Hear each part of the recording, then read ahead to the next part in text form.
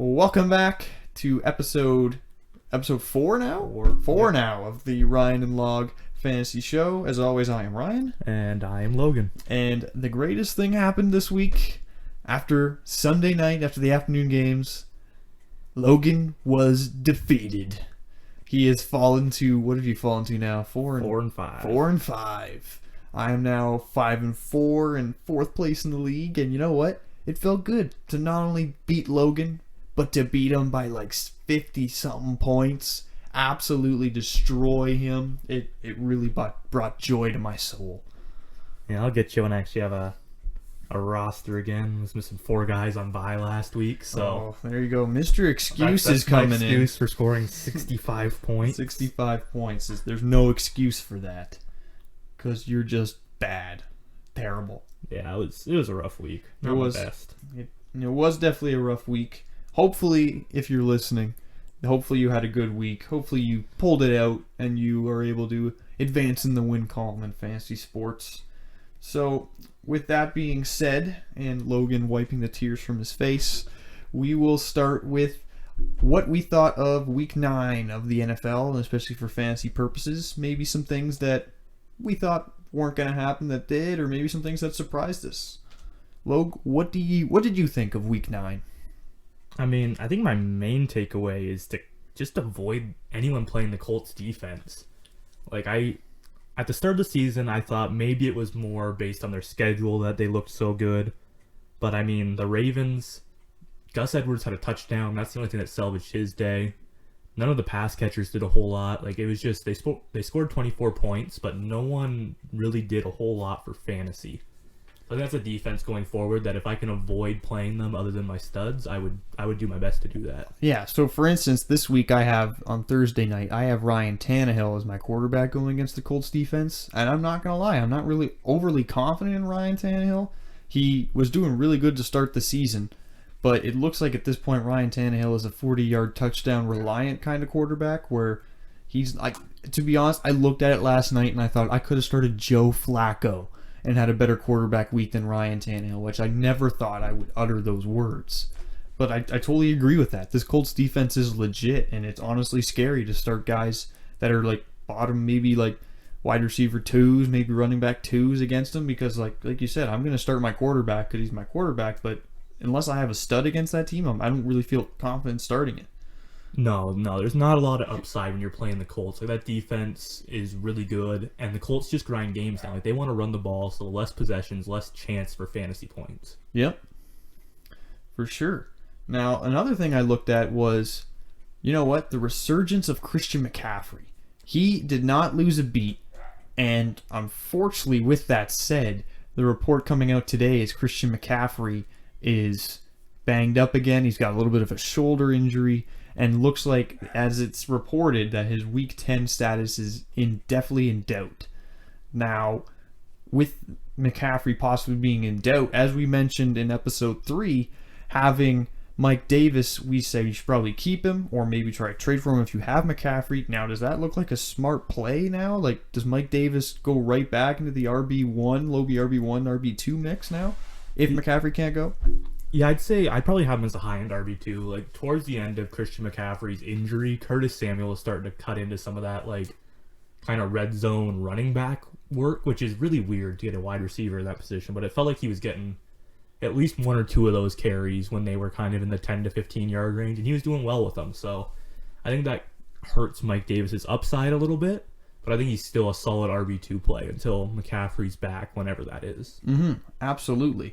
And I think another big story for me coming out of it is the absolute dominance of Dalvin Cook. It's unbelievable. I cannot believe it. Like, he had 47 points against me last week, and I thought, there's no way he gets like that again. And this week he goes for 38. So, to me, this proves one thing, is if Minnesota gets the game script they want, and they can just run the ball at will, Dalvin Cook will probably score you 30 points. No problem. Yeah. And it looks like at this point, if you have Dalvin Cook or like Devontae Adams, who are the clear-cut guys this season that have just absolutely done way better than you might have thought or might have dreamed, like Dalvin Cook is, I think right now he's the best player in fantasy. Yeah. I think if you were to draft for the rest of the season, Dalvin Cook is pretty clear cut as the number one guy. Yeah. Because even if they are in a close game, if they're winning, it doesn't matter. They've turned it around. They're looking pretty good lately. And they just want to feed Dalvin Cook the ball, and it's working. Their O-line has been killing it. Like, I don't know how you could pick anybody else other than him at this point. And that brings me to another thing, because as an Adam Thielen owner, this hurts. Yeah. Because they're winning games and they're scoring a lot of points, but Dalvin Cook is getting all those points. And they do not want to throw the ball, period. And also, one of the things Thielen had going for him coming into the year was that he was the lone target. But now you've had Erv Smith kind of burst onto the scene, and Justin Jefferson has looked really good. So even those targets are now being spread between 2 or 3 guys at least. Yeah, so it looks like almost at this point, if you're getting 8 targets or something out of Adam Thielen, that's a good week. Because he's going to get maybe, like right now, he's getting around, if the game script goes the way they want, he gets around 4 targets. But if they have to play from behind, that's when you really like having Thielen, because then he's going to get roughly about 8 to 10 targets because they got to start throwing the ball. But again, like I said, Dalvin Cook feels like he can't be stopped, barring any injury. Because right now, like, there's nobody I'd rather have in fantasy football. Like, Devontae Adams is a really close second, but Dalvin Cook is just far and away the best player right now. Yeah, as long as he stays healthy, he's going to just keep killing it. This next week, they got Chicago, which is a tougher matchup, but even still, like, I have a hard time picking anyone over Dalvin Cook in any matchup with how he's played so far. It's been special the last few weeks. Now another game I really kind of want to bring up is the Houston Texans and the Jacksonville Jaguars with, what is it? Jake Luton. Jake Luton. Mr. Luton. Luton free over in Jacksonville was slinging the football. And I'm not going to lie, I have James Robinson. I told you in episode 3 I was going to start him. I felt like he was going to do really well because he's played really well this season. But then the guy I have on my bench, DJ Chark, I'm like, I'm not playing him because I don't want to start him not knowing how Luton's going to play.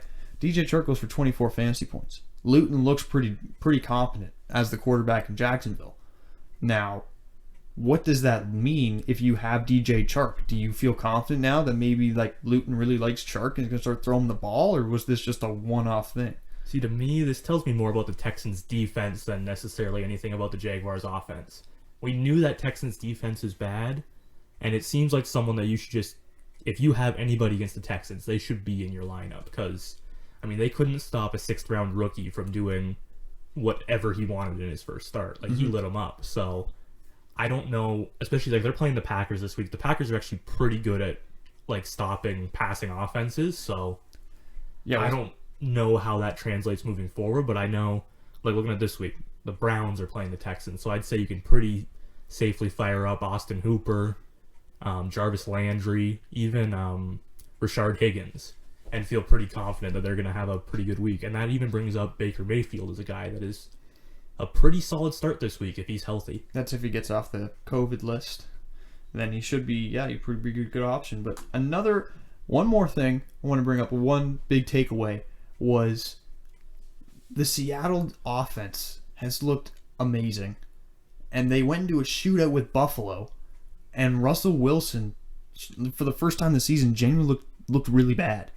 Like, he was turning the ball over terribly. Either fumbling the football or just flat out intercepting the football. Like, he did not look comfortable on Sunday at all. Yeah, Buffalo's getting pretty good pressure on him. They had 5 sacks, so that definitely had an effect. But, like, if you just look at the box score, like 390 and 2, that looks like he played well. But then you throw in 2 picks, 2 fumbles. Yep. That kills any upside he gave you. I mean, he was still great for fantasy, but it gives me, like we were discussing last pod about which stack you'd rather have. This is why I like the Mahomes side of it, because he has 1 turnover all season. He's unbelievable. I just think he's on a different, I think Russ Wilson is close, but I think Pat Mahomes is on a different level right now. Yeah, I definitely agree. After last week, seeing a guy like Pat Mahomes and Tyreek do their thing, and I said even last time, I said I preferred the Wilson Metcalf stack for the rest of the season, but I'm not saying, like, Pat Mahomes does what he does. He just became the youngest player ever to get to 100 touchdowns. Him and Tyreek are insane, and he has Travis Kelce there, which is just, it's a joke. Because what he can do on the football field it's nothing matched to what Wilson can really, like, Wilson can do the same type of stuff, but he doesn't have the proven weapons that Mahomes does. So I think this is just an outlier. That Buffalo defense can show flashes of being really good, but this was definitely a game to look at and be, man, Wilson did not look good. Yeah, I think, again, like looking at that game, more what I take from it is, again, like we already knew this, but start everyone against Seattle. Yep. Because their defense is, I thought it was going to be better. Like they added Carlos Dunlop. They also got back Jamal Adams. So I thought it'd be a better defense this week, and it was everything it's always been. Like it was bad. It was awful. So I think continue starting everyone against Seattle. 100%. And I think the last thing I want to talk to you about was I feel pretty stupid because after episode 3, I said game of the week, Sunday night, Tampa Bay versus the New Orleans Saints, and I said this is no doubt the game of the week. Set it and forget it. Like you're gonna sit down and watch this. I was excited when I sat home and I was like, I'm gonna watch this game. It's gonna be a nice game to watch. And then just to watch the shellacking that the Saints gave the Buccaneers. And it was legitimately the first time I looked at the Buccaneers team and Tom Brady and was like, I have never seen worse football being played in my life. Like, it felt like every series for that first quarter was a 3-and-out, and the Saints were like, okay, thank you, touchdown time. And just were up, like, almost felt like 20-0 in 2 minutes. Yeah, I think that's the most surprising game I've seen all season. Like, I thought the Bucs were a legitimate Super Bowl contender. Like, I looked at them as a top 3, top 4 team in the league, and now I still think they are a Super Bowl contender, but that one definitely raises some questions. It's kind of like the Ravens. Like, if they're ahead, that defense is sick. Tom Brady can move the ball. They rely on the running game. When they get behind, you force Tom Brady to throw. You can pressure Tom Brady, and if you pressure him, he feels it. Like, he can't move around very well.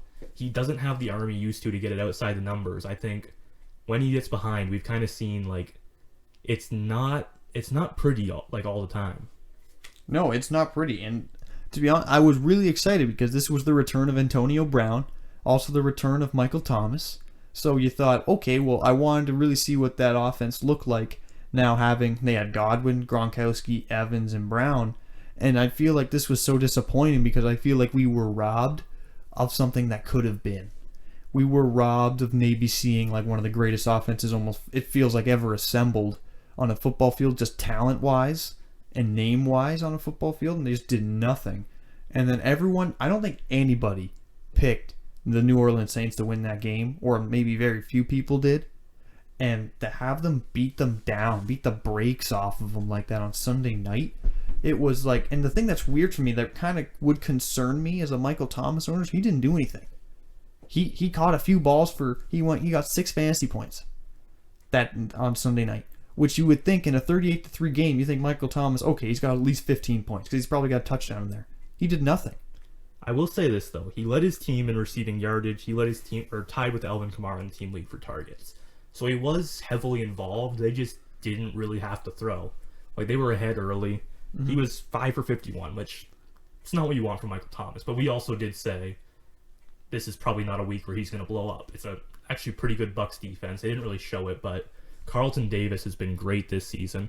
He's been a lockdown corner who's been shadowing. So it's a tough matchup for Michael Thomas, coming off a pretty bad injury, and I don't know how much to pull from that in terms of usage, just because it was out of hand so early. Yeah, this is definitely not a game I'm saying you should judge Michael Thomas on, but in 2 games so far this season, he's put up, I think, just under 10 fantasy points combined in 2 full games. So this is a little concerning. But with their next game being at San Francisco, and that kind of banged up team that just got lit up by Devontae Adams, maybe this is a game where might be a bit closer, hopefully, for Michael Thomas to see what he can do. If not, I think the game that really you should be looking at, circling on your calendars, of the Atlanta Falcons game.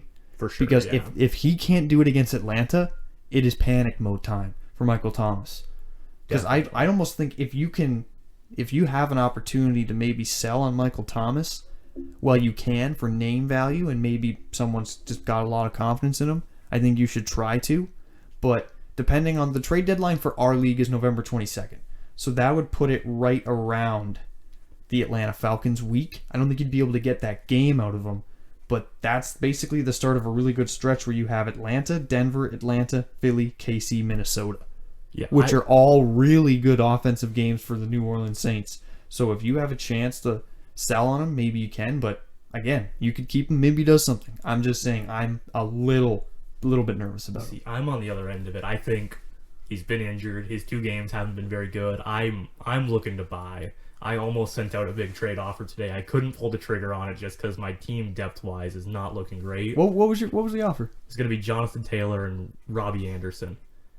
I think if you can get them for that kind of package, you're doing pretty well, depending on the depth of your team. I don't have running backs, so yeah, I couldn't really afford it, especially with Clyde on bye this week. But I think if you can get him, if you can buy him low right now, I think it's worth it. Like, I think he's going to have a great rest of season. He's too talented, and they're too dependent on him. Like, their other options are, like, Emmanuel Sanders. And Traquan Smith and basically Jared Cook in the receiving game, besides what Alvin Kamara does for you. Yeah, I think Alvin Kamara is going to see his work come down because he gets a lot of those, I guess, short targets that Michael Thomas will kind of also soak up, those 3rd down and 2 kind of passing plays. Like, I think Michael Thomas is going to take a bunch of that work from Kamara, but I like Michael Thomas down the stretch, which is weird because I'm usually not in on Michael Thomas. Yeah, I totally agree with you because I'm not saying he can't. I'm just saying it's definitely something to look into. Next week is the given. I think if the trade deadline for most leagues will probably be around the end of November, maybe depending on your league settings. But if he doesn't do anything against this San Francisco team, the 3rd week as an elite number 1 wide receiver, I think it's time to look at getting rid of him. Especially in a standard league, one-off year league. In a keeper league, I feel like unless you get an unreal deal for him, I think you should try to hold on to him, maybe see what happens for him next year. Again, he's been injured. Maybe it's just one of those years for him. But next week is definitely the week that you should keep an eye on him, see what happens to him. Yeah, I'm really interested to see how that offense looks next week. So I feel like this week we can't really judge a lot based on what we saw. Because it's kind of, again, like they were up, 21-0 in the first quarter or something like that. So it was a weird game. You're not going to lie, part of me watching that game was seeing Tom Brady go down and thinking, he's in his comfort zone right now. Because as a Falcon fan, I know what a big lead looks like near the 3rd quarter. When it was about 28-0, I'm just like, it's only halftime. He does it in the 3rd quarter. I was honestly being like, he can come back for this, no problem. But then it was like, it didn't happen. But that's just my PTSD kicking back in from the Super Bowl. But don't worry about me. So, with that being said, that's going to be our recap for Week 9. That's what we kind of thought. Now, moving on to something that is Tuesday night, and waiver wires will be going in tomorrow morning. If you are going to listen to this by 10 o'clock or whenever I post this also being November 10th, Tuesday, if you listen to it before the waiver wires close, I am very proud of you and very happy that you listen. But you will most likely listen to this late after the waiver wires have closed. So, who do you think, your number 1 waiver wire pickup for this week? I mean, if Mike Davis got dropped, which definitely did happen with bye weeks and everything, and Christian McCaffrey being healthy, he's the obvious number 1. Like, lock it in. No doubt. Easy start. McCaffrey, they technically have him day-to-day. I'd be shocked if he didn't miss at least a week. So I think he would definitely be my number 1. I think behind him, you're looking at, I mean, again, you're kind of betting on health, but I think Duke Johnson's the next guy. David Johnson. Just about to bring that up because I was tempted to put in a waiver claim for Duke because David Johnson's been injured in the past. So if it is longer than a couple weeks, I think Duke Johnson holds serious RB2 value for at least a couple weeks. And especially if you're trying to hold on to a playoff spot or trying to get in, having a guy of that depth is honestly very, very valuable. Yeah, I mean, even if you just need a start, like he's a guy that you can pick up off the waivers and be pretty confident in starting. I mean, David Johnson could technically be healthy this week. I don't expect it. Like, we'll see, but if he misses, Duke Johnson, he's the only guy there. That's a really easy plug in and play. See, I think one for me is, I don't know if he would still be there after a great 3-week stretch, but if you can find Curtis Samuel on the waiver wire, right now he's 31% rostered in Yahoo Fantasy Leagues. That's what we use for fantasy football. He could be out there, and if you're getting him, I think you could honestly have a shot of having a guy that he's not going to put. I don't think he can put the numbers he has, because in the last 3 weeks, he's put up 14, 19, 22 fantasy points. He looks like he only gets a couple targets a game, or a couple rushes. Right now, he's averaging about 2 rush yards, 2 rushing attempts a game. He's got 1, 3, and 3, and he averages about a couple targets. He got 9 targets against KC. So he is. I think he out-targeted almost guys like Robbie or DJ. Robbie Anderson, I think, had 13 targets or something, but DJ Moore has definitely taken a hit these last few weeks. He's taken a hit, and with Curtis Samuel performing, especially getting a lot of red zone touches, those are very, very valuable. And if he's going to start rushing the football like he has, like he's been looking great as a rusher. Yeah. If he keeps getting those against you touchdowns, I think he is clear-cut one of the top guys to get. Yeah, I think he's a guy you pick up, and if I had him, I would personally be trying to trade him because I think he's been kind of relying on touchdowns. Not saying don't pick him up. He would still be maybe my top pickup this week. Like, he's right up there. But I think he's a guy that you want to capitalize on his value while it's high because the touchdowns aren't going to be constant. So I think he's a guy who's at his highest value now if you can move him for a big return. Yeah, and I think another wide receiver to look at would be a guy like Nelson Aguilar. And it's nothing to be like, well, you know what, Nelson Aguilar is going to be an automatic stud once you get him. I think Nelson Aguilar, he's done really well in the games that he's actually played. And for the most part, he's getting double-digit fantasy points. In the last 4 games he's played, he's had over 4 double-digit fantasy points. So they do use him. He's basically very touchdown reliant in a lot of those games. But at the same point, if they're going to use him, he's going to get touchdowns in that Raiders offense. And the Raiders aren't the greatest football team. So they're going to have to throw the ball a lot. So if you want to take a shot in the dark and maybe he works out for you and become a desperation play when you need him, barring injuries, I think that's someone to look at. Yeah, I think he's a guy you can flex like as a kind of boom type of player. Like there's a floor of 0 on him. Like in this stretch, I think 4 of the last 5 weeks he's been over 10 points. His other week he has a 0. That was in that bad weather game with Cleveland when it was just brutal weather. But even still, like the weather notwithstanding, there is the chance that he doesn't catch the long bomb and he gives you nothing. But I think he is a guy that you can pretty easily plug into your lineup any given week, and he's got the shot of, as we said, that long touchdown, which he's done, 4 of the last 5 weeks? So it's a very good possibility he can come through for you. Mm-hmm. Then you know what hurts for me, Logan? What's that? Because I looked at my fantasy team and I thought, I want to do some waiver. I want to change up my team. And you know what really hurt? Looking at a guy like James White and think, I think I might have to drop James White. I can't believe you held him this long. You know what? I've held him this long, but there's something in me that thinks it's a couple off weeks. He'll be fine. It's James White.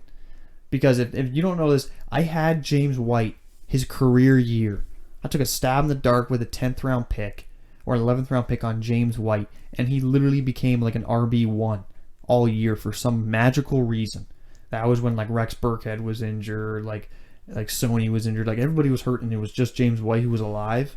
Yeah. And it hurt, but now looking at it, it's just like, is James White legitimately now a guy that you shouldn't even bother picking up? I wouldn't be touching him. There's too many guys there. Like Damian Harris went down, but even still, you've got Rex Burkhead. Sony Michel should be back anytime, and then James White is the third. James White only really gets passing work, and Cam doesn't heavily target his running back. Like that's where he always did well, was in the targets, and we know Tom Brady loves throwing to his running back. Like Leonard Fournette has been getting 6 targets a game with Tampa Bay. Like Leonard Fournette's not good at pass catching. Like he's fine, but he's not an elite pass catching back. So like I don't want James White. He's too reliant on the kind of late game dump off passes that aren't really there in this offense anymore. It hurts. I know. And I totally agree with you. I think he's someone you should probably quit on. I think he's just one of the guys that, you know what, it's not worth it anymore. It's sad to say. It's just I like all my guys on my team. It's just like it's hard for me to drop because I'm like, they feel part of my family. It's just like I don't want to let you go. I don't want to watch you leave. Yeah. Because I've done it before. I let Curtis Samuel go. He was part of my family for the first 4 or 5 weeks, and he did nothing. And I thought, you know what? It's time to let him go. Time to go into green pastures. Think of something else. And now all of a sudden, it's just like, yeah, no, I'm just a beast mode now. And it's sad.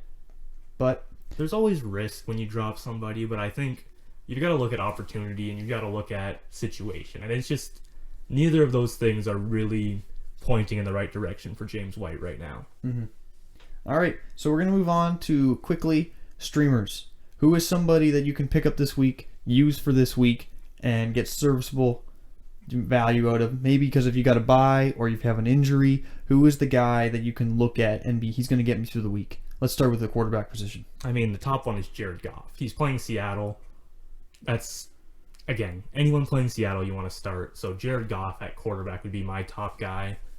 Otherwise, I think, again, like we said it last week, Derek Carr playing Denver, great matchup. He's been great this year, which is really weird, but I think he's a guy you can pick up and play and feel pretty confident in. Yep, I think another guy to look at is Carson Wentz, because probably in a lot of leagues, Carson Wentz, unless he was somebody's keeper, got dropped. So he's most likely on the waiver wire right now, and you can probably pick him up. He's got the New York Giants this week. The last time he played the Giants, Carson Wentz got 28 fantasy points. So and the Giants are not a good team, so he can have a field day with them. It's not going to be a problem. He's had his struggles throughout this year, but I think he's definitely a guy to look at. If he is there, because he is there in our league, if you have a chance to get a guy like Ben Roethlisberger, who he is on the COVID list right now, but it was only because of close contact. If he is good to go, he's going to be having the Cincinnati Bengals division opponent. They're 8-0. I think Ben has a really good game again. Yeah. Other than that, you know what? A very low-key flyer for me would be Drew Locke. He's been good. Because Drew Locke, the last 2 weeks, he's put up 20 and then 30 fantasy points. He's been really good. And I don't know if Noah Fant's going to play because he got injured against the Falcons, but they didn't even have him for the whole game pretty much against the Falcons, and he still put up 30. Yep. So I think if you're really desperate at the quarterback position and whoever's there, I think Drew Locke is somebody you could probably get by, especially against Vegas this week. I shouldn't have a problem. Yeah, Vegas is bad against quarterbacks. Drew Locke has been pretty confident the last few weeks. I think it's a good start. All right, and the wide receiver position. I mean, I think it's a guy we talked about in waivers. It'd be Nelson Aguilera. He's widely available, and again, he's a guy you can plug in and play and have some upside there. I don't think he's safe, but I think that's the kind of guy, if you have to pick up a waiver wire target, that's the kind of guy I'm looking at, would be a guy who gives me that high upside. Yep, and I think another guy you could probably look at would be a guy like Larry Fitz. I think Larry Fitz is... I think we were watching the Arizona game because we have a friend that's like a super fan of the Cardinals. He just loves the team, and it feels like we watch the Cardinals almost every Sunday. And Larry Fitz just feels like that guy every time we're watching. It's like, oh, Larry Fitz got another catch. Oh, he got another catch. Oh, he ended up with like 7-8 fantasy points. Like, he's not most likely going to get you touchdowns or anything like that. But again, like, if you're really looking for it, they are getting Buffalo this week. But Buffalo has been shown to give up a ton of points, and with that Cardinals offense, nothing's clicking. So I think if they're going to shadow anybody, it's going to be Nuke Hopkins. So then you're going to have Larry Fitz, who's still very talented, just maybe get a couple catches and do really well. Yeah, he's not a guy to play if you're not favored and kind of need a big week. But if you're just looking for like a steady 5 to 10 points, he's a solid start. Mm-hmm. And I think one other guy we should bring up is Jacoby Myers after what he did. Yes. The Jets. Yes. I think we did say this. Did we not say this after week 3? I will say he's got the Ravens, so this week I'm not as optimistic about it, but I think, especially as a waiver wire guy, he's worth looking at as a stash, because after Baltimore, he's got Houston and Arizona, which both those teams are pretty good matchups, and we talked about it with Houston. I want to start guys against Houston. So I think he's a guy, if you can afford to stash someone for a week and need some wide receiver help, he can give you something. Yep. And you know what? I think this is a very dart throw. Very, very dart throw. But I think David Moore, Seattle Seahawks, he's had 2 straight weeks of over double-digit fantasy points, plays in an unreal offense with the Seattle Seahawks, and he caught another long touchdown. He was virtually, we watched it, he was wide open, just waving to the defender as he caught a football. Like it was a joke of how open he was. And I was going to make a joke, but I don't think I should say that. But, no, but yeah, if you're really looking at somebody, there's probably maybe better options out there, more reliable, but if they are getting San Francisco, but at this point, I don't really care what the matchup is. I think Seattle's just really going to light up anybody they play. They lit them up last time, they're playing the LA Rams, my apologies. But they light up everybody they play. So I think if they're going to they're going to probably cover. They're going to worry about DK, Tyler Lockett, and David Moore is starting to look like that number 3 option almost in that offense. So if you got a chance to do it, go for it. Yeah, he's the locked in number 3, and again, he always has the chance to go for a long touchdown. So if that's what you're looking for, I think he's an option for sure. All right, running backs. I think we kind of covered it, but Obviously, Duke Johnson is the guy you want to go off the waiver wire. But I think somebody you could probably look at, depending on injury. I think Kalen Ballage with the LA Chargers. I don't know how well this could work out, but Kalen Ballage, he did some really good things. I don't know how much that they're going to like to use him even more over there. But you know what? They might want to just say, you played really well. You're going to get maybe a couple more snaps than you normally would. And if he is maybe the number 1 or number 2 guy over there, I think that he could give you some value for especially a week. Yeah, I think that the running back situation is the same as it was in this past game. He's a pretty solid start. Like, if Justin Jackson and Troymaine Pope aren't out there, they've proven they don't really trust Josh Kelly. So I think Kalen Ballage would be the play there, but it's just there's so many injuries up in the air for that team that I wouldn't be burning high waiver priority on him, because we don't even know if he's going to be... Like, he's not even on the active roster right now. He's technically on the practice squad. Mm-hmm. So there's not a lot of security there.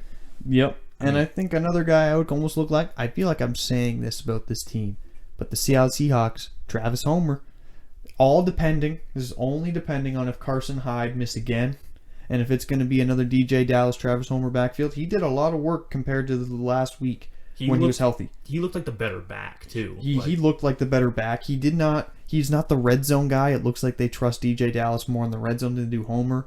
But Homer ended up with 9.5 fantasy points.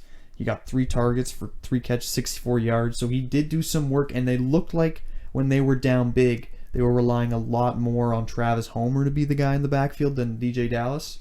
So I think if you really want to try something, depending on injuries, you got to keep an eye on the injury reports for Hyde and Carson. That may be a guy to look at. Yeah, I think also pay attention to the Miami backfield. Matt Breida might be good to play. If he's in, I think he'll actually be a pretty good start. And if not, I'd be looking at Selvon Ahmed. Ooh, he played, I believe Selvon Ahmed. I believe he played 60% of snaps. Jordan Howard started the game. As they went, they realized Jordan Howard is not a fit for their run scheme. Mm-hmm. Like, they run to the edges, and Jordan Howard doesn't have that speed. So Ahmed looked much better. He had, let me see here. He had 7 carries for 38 yards, which isn't great. I'll give you that. But going up against the Chargers defense isn't very good. If they get a lead there, the Miami defense is great. They could be running out the clock. So I think he's a guy, if he's available, like he's a dart throw, probably not a guy you would love to start. But if you have to start Dolphins running back, if there's no Matt Breida, that's where I'd be leaning. Yep. All right, now to move on to the tight end position. I think somebody that Logan nabbed from me that I was really curious to maybe do. I have Hayden Hurst on bye this week, so I need a tight end streamer. And to see Austin Hooper, who was there, and I was like, I feel like I'm really going to like Austin Hooper. Logan snatched him up for me. That's a guy, if he's there, he's got... Who are the Browns playing this week? They're playing Houston. They're playing Houston. Houston's a very burnable defense. We'd already talked about this. So if you can get Austin Hooper for a one week get you by, or maybe you're not even sure what your tight end position looks like, and you just want to... You're going to have to do this almost every week. I think Austin Hooper is definitely the guy to look at. I think he's a guy you can start the rest of the season. Like, I'm looking at his last 3 games before he got appendicitis. He played Dallas, which is an easy matchup, but then Indianapolis and Pittsburgh, which are both brutal teams. And he had 7 targets, 10 targets, 6 targets. And he had at least 7.7 points in all those games. Which for the tight end position, you're not going to do a whole lot better than that. Also, they're losing, like they lost OBJ. So there's a lot more work to be spread around there, where I think he's going to be one of the biggest beneficiaries of that. Oh, 100%. Like Austin Hooper he's a very talented tight end. I noticed after watching him in Atlanta for a long time, he can definitely do it. So if, like you said, there's no OBJ, and Joku looks like he's kind of starting to fade out, so he's going to get a lot of work there, and especially against the Houston team that has it's a skeleton crew almost out there, it feels like every week. That's a very, very good spot. Yeah, that's a guy, if you lost George Kittle or something like that, I think he's a guy you can turn to and actually has legitimate rest of season value. Yeah, absolutely. A guy that I am personally trying to target is Jimmy Graham.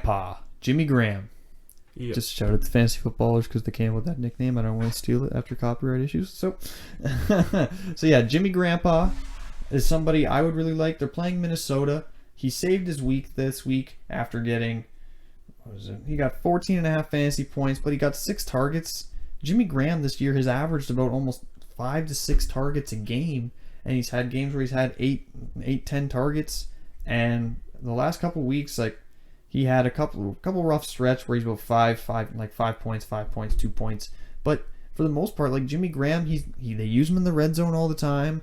That Bears team is like it's so boring to watch. They're the worst to they watch. literally ruin every game they play in. They're not saying that if you're a Bears fan you should hate your life, but they make every game so boring to watch. Because even this game was like the Tennessee Titans. I was like, all right, this should be an all right game. Yeah, they made it a snore fest. I'm like, oh, thanks Chicago for like ruining this game for me this week. But I feel like they're gonna do the same thing with Minnesota, barring if Dalvin Cook just decides, no, I'm going to ruin that for you, and I'm going to just run through your wall and just score a couple touchdowns and force them to start playing offense. I think I have Allen Robinson, so if I have Jimmy Graham, I'm doing a huge risk relying my whole week pretty much in this Chicago offense. But again, he gets a lot of the red zone work, and he gets a lot of enough volume to where I'd feel confident to start him for 1 week. Yeah, he's not something you get excited about, but most of the time he's been getting the job done this season. So I think especially if you're dealing with bye weeks, he's definitely a guy that's worth picking up and starting. Another guy, same matchup or same game, Erv Smith. Logan said something about him a little earlier. I think Erv Smith is the poster boy for a streamer. He's somebody that you could look at if you're really desperate, you have an injury, or you have a bye week. Somebody that you could look at. But again, it all depends on the game script. If they start getting ahead big against Chicago, they're going to run the ball like crazy. They're not going to use Erv a lot. But if this becomes like a typical Chicago Bears game where they keep it close and they're going to have to score points, if they get in the red zone, Erv Smith scored was it 2 touchdowns? Yep, 2 touchdowns last week. 2 touchdowns. The volume isn't really there. He got 4 targets, but he got 2 touchdowns. So you're very touchdown relying with Erv Smith. But again, it very well could work out for you. I think one other guy to look at would be Jordan Reed. Like, it wasn't pretty for Jordan Reed on Thursday night, but I think they, at least from watching the game, I don't have anything to back this up, but it looked like they pulled him early. Like, the game got out of hand. He was coming back from injury. He's a guy with, honestly, just a brutal injury history. The fact he's even playing football still is kind of crazy. Mm-hmm. So I think they kind of just pulled him to protect him when they had really no chance of coming back. And New Orleans is pretty bad against tight ends. Like, for whatever reason, they're good against wide receivers. Like, Lattimore is a lockdown corner, but they've bled points to tight end this year. So I think if you're desperate, Jordan Reed is a good player in a pretty decent spot. Yep. So, and I feel like we owe our very few listeners the honor, or at least we should owe them the respect, to go through some defenses, some streamer defenses. I feel like the defense position, unless you own an Indianapolis defense, a Pittsburgh or Baltimore defense, you're going to stream your defense almost every week or plan ahead for it. So are there any defenses that are probably not owned a lot that you're looking at? Because right now I think one of the top ones for me is that Green Bay defense. They're going against Jacksonville. They're going against Mr. Gluten-Free Luton himself. So again, rookie QB. He might have had a good game, but that was against Houston.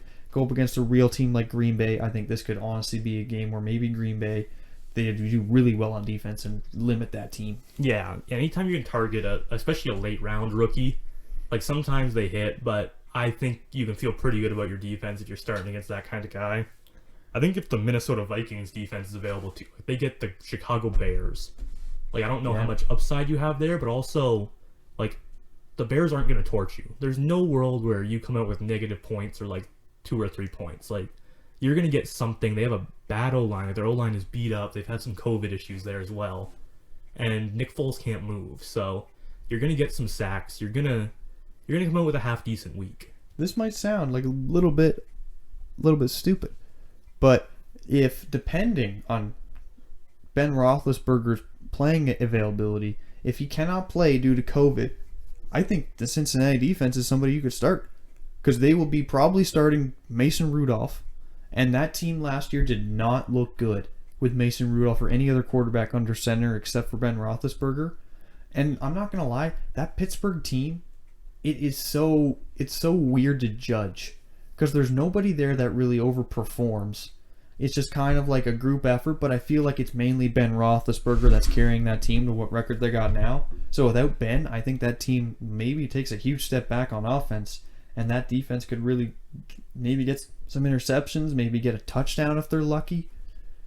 I don't know if I'm brave enough to play him. That's a very much a call your shot move. This is not a do it and just whatever. Just I got the kahunas to do this. It's if COVID unfortunately would take a guy like Ben out for the week. I think that's a defense to look at. This is not somebody you pick up immediately and be I'm starting this team against Pittsburgh and feel confident about it. It's definitely keep your eye out on the injury reports and the COVID reports. And then after that, if he doesn't play, then maybe take a shot. Yeah, because Mason Rudolph isn't good. Like, we've seen enough of him to know he's just straight up not good. So I think he's kind of in the same. I think he took one bad hit to the head. Sorry, too soon? Yeah.